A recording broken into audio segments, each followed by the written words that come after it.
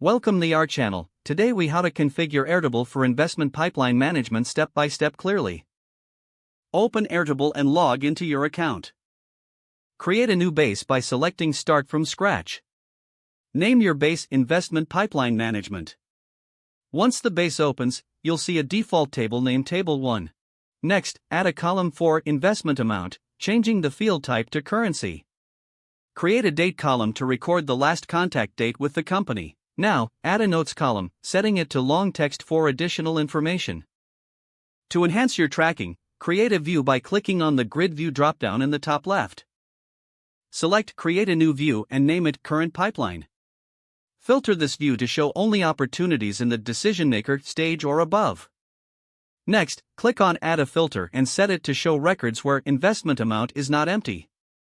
For better organization, consider adding color coding to different investment stages. Click on the color icon in the view settings and set colors for each stage of investment.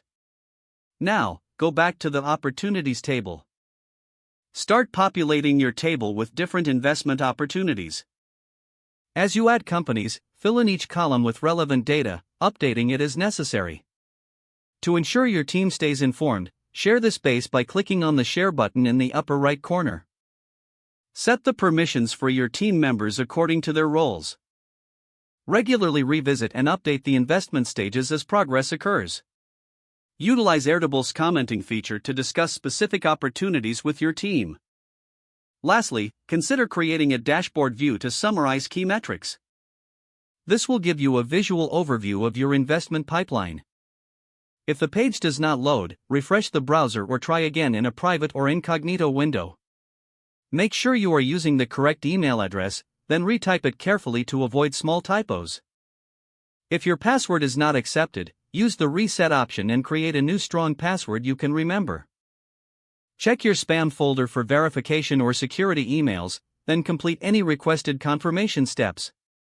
Enable two-factor authentication if available to improve account security and reduce unauthorized access risk.